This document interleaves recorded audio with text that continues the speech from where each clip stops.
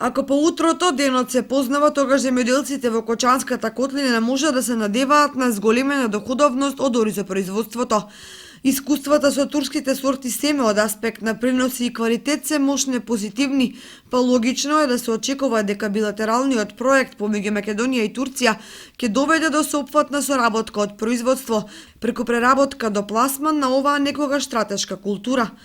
Ако лани приносите на површините по турски ориз се движеле од 800 до 1000 килограми од декар, се потврдат и годинава во услови на зголемена застапеност, тогаш очекувањата ќе добијат на зголемена реалност.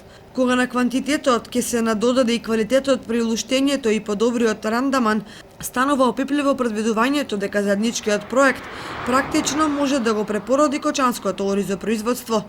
За личното искуство со турските сорти семе, чешиновчанецот Кузманов вели. Јас сум во проектот за турскиот ориз за 2 години, и ланска година и ова година сеам по 10 хектара со турски ориз, ланска година 10 хектара, ова година сеам негде 7,5 хектари со турски ориз.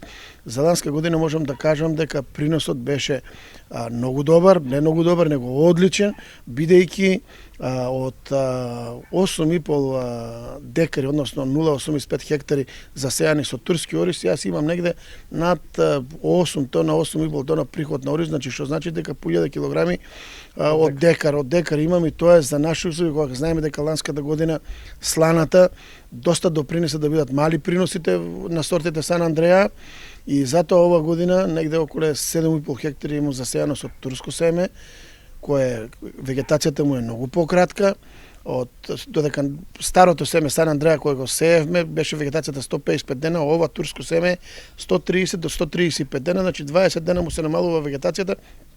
Со тоа се намалува просторот да го фати слана, да го фати. И затоа како се однесува прибиењето турскиот ориз?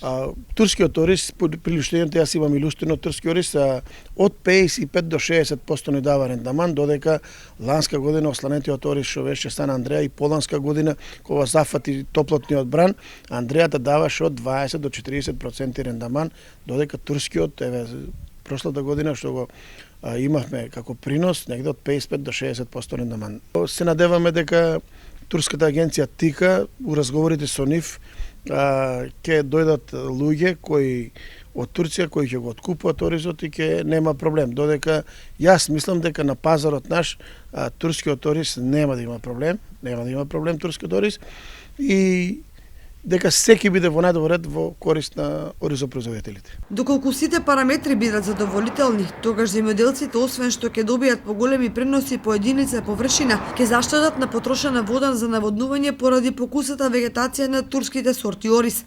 Потоа ќе жнеат во подобри временски услови, кои се различни во септември и во октомври. Плюс препораките на турските стручњаци за некршливоста на зрното, намалениот процент на влага и слично.